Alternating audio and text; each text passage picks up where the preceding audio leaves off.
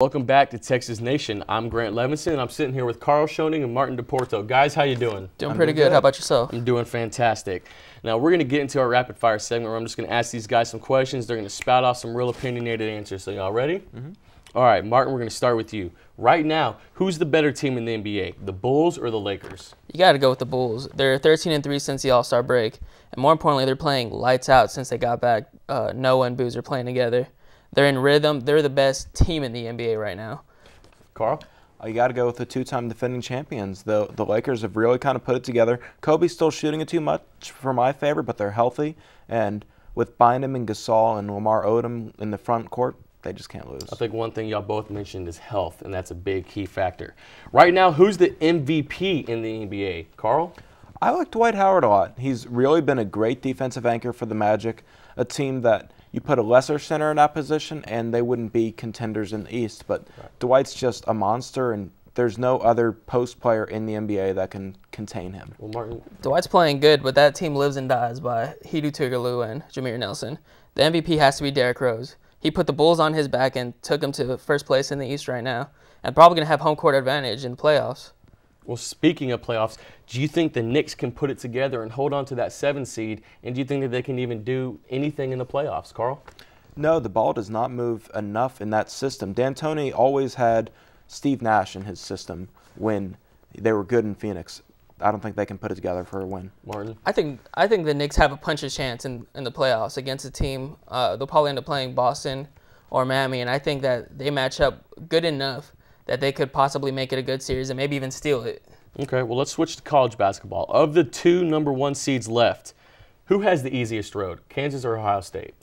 Kansas, easy. Kansas has a 10, 11, and 12 seed in their bracket left, and the only team that could possibly match up defensively with them is FSU. No one's going to stop the Morris brothers, and they're going to have an easy road to the Final Four. Karl? Yeah, Kansas caught a pretty easy break right there, and you can't make an argument for Ohio State because, come on, Kansas has no single-digit seeds left. Right. Well, speaking of single-digit seeds, UConn's a 3 seed. How far do you see Kemba carrying the Huskies into this tournament, Martin? I think Kemba is going to carry him into the Final Four, but I think Ohio State and Solinger are just too much for Kemba to do all by himself. Karl? I think the way Kemba Walker's been playing, as long as his teammates can step it up just half a bit, they can go as far as they want. Okay, well, now, Karl, tell me this.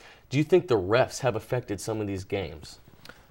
You know, it's obvious that they do, but refs are just as much part of the game as injuries or foul shooting. You have to take care of you have to do what you have to do to make sure the refs don't put in that situation. Right. Martin?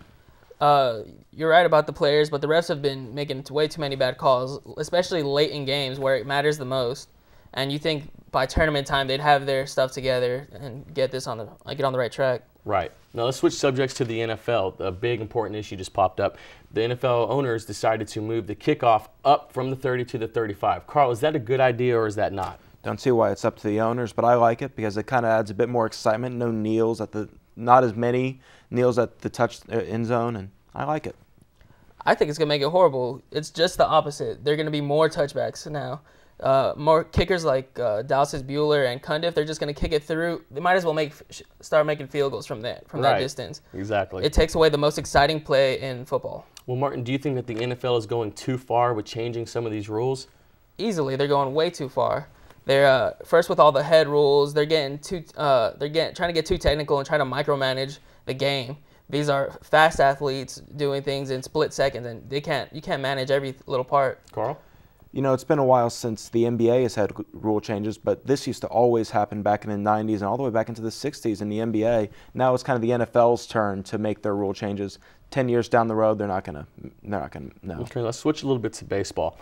If you were in a fantasy draft right now, who would you take number 1? Easily Albert Pujols. He's the best hitter in the league, and right now, from the drafts that has happened, he's getting 1. Karl, real quick. I kind of like Hanley Ramirez over them. He's faster, he'll get more steals. He won't get as many RBIs or home runs, but he'll get a higher average. An all-around player. Well, when we come back, folks, we're going to be talking about college basketball in the Sweet 16. You won't want to miss it, so stay tuned.